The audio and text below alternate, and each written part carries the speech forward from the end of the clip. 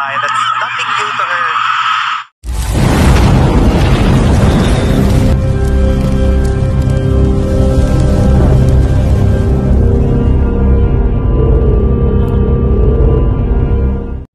Good day mga ka-sports natin dyan. Nagising na nga mga ka-sports natin ang Choco Mucho, kung saan nga kanina nga mga ka-sports natin dyan sa set 1 ay talagang mainit nga ang laban ng Choco Mucho at ng Creamline. Matapos ngang talunin nga sa set 1 ang Choco Mucho, dito naman sa set 2 ay hindi naman dito pumayag si Sisi Rondina at nag-iba talaga ng gameplay ang ating Dante Alensunurin, sapagkat nga si Regine Arocha ay ipinasok niya. Naging maganda naman ang galawan ni Arocha pagdating nga sa loob ng court at kanyang mga ace nga ay talagang bumibira rin.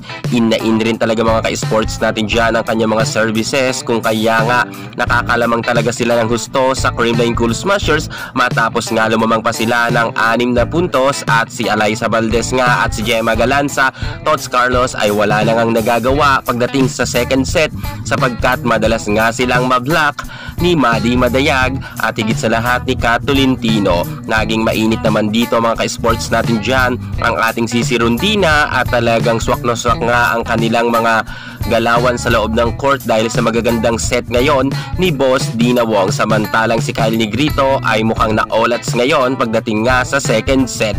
At dito nga mga ka-sports natin dyan ay bumawi nga ang nasabi nating Titans at tinalo nga nila ang kupunan nga ni Gemma Galanza. Tie na tayo ngayon mga ka-sports natin dyan.